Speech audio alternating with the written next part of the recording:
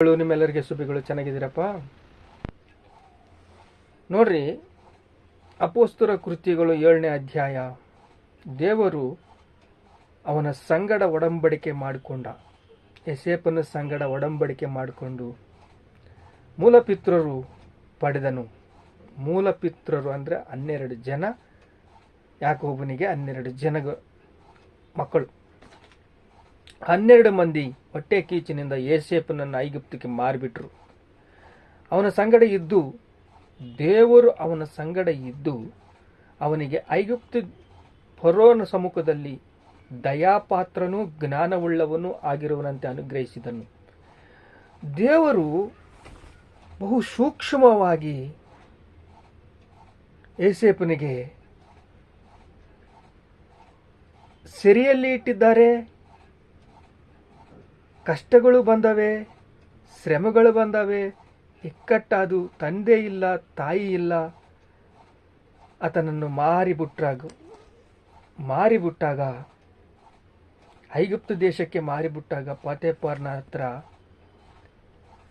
ದಾಸನಾಗಿ ಕೆಲಸ ಮಾಡ್ತಾ ಇದ್ದ. ಈಗ ಪೋತಿಫರನು ಸ್ನೇಹಿತನಾಗುವುದಂಗೆ ಕಟಾಕ್ಷವನ್ನು ತೋರಿಸಿದ.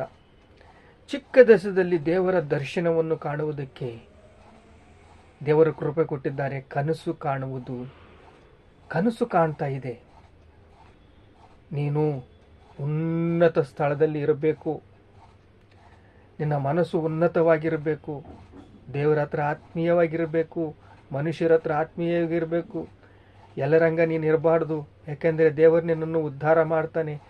ದೇವರ ಹತ್ರ ನೀನು ಹೆಂಗೆ ನೆಮ್ಮದಿ ತಾಳ್ಮೆಯಿಂದ ಇರಬೇಕು, ಮನುಷ್ಯರ ಹತ್ರ ಕೂಡ ತಾಳ್ಮೆಯಿಂದ ಇರಬೇಕು ಅಂತ ಒಂದು ಹೊಸ ಸ್ಪಿರಿಟ್ಟು ಆತನಲ್ಲಿ ಹುಟ್ಟುತ್ತಾ ಹೇಳ್ತಾ ಇದ್ದಾಗ ಇದನ್ನೆಲ್ಲ ಯಾಕೋಬನಿಗೆ ಹೇಳ್ತಾ ಇದ್ದಾನೆ, ಅವರ ಅಣ್ಣ ತಮ್ಮಂದರಿಗೆ ಹೇಳ್ತಾ ಇದ್ದಾನೆ. ಕನಸು ಕಾಣೋನು ಬರ್ತಾನೆ ನೋಡ್ರು ಅಂತ ಹೊಟ್ಟೆ ಕಿಚ್ಚಿನಿಂದ ಅವರು ಬಹು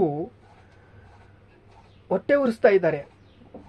ಯೌವನ ಆರಂಭದಲ್ಲೇ ದೈವ ಪ್ರತ್ಯಕ್ಷತೆ ಆಯಿತು. ನಿಲುವುಟಂಗಿಯನ್ನು ಹೊಲಿಸಿದ, ರಾಜರು ಹಾಕೊಳ್ಳೋ ಅಂಗಿ ಹಾಕಿಸಿದ. ನೋಡ್ರಿ, ಯಾವಾಗ ಅಂಗಿ ನಿಲುವುಟಂಗಿ ಹಾಕಿಸಿದನೋ ಅವಮಾನದಲ್ಲಿ, ಯಾಕೆಂದರೆ ಅವ್ರ ಅಣ್ಣಂದ್ರೆ ಸಾಯಿಸಬೇಕು ಅಂತ ಒಂದು ಹೊಟ್ಟೆ ಕಿಚ್ಚು ಇಟ್ಕೊಂಡ್ಬಿಟ್ರು. ಬಂಧಕಗಳಲ್ಲಿ ಆತನು ಸೇರ್ಕೊಂಡ್ಬಿಟ್ಟ.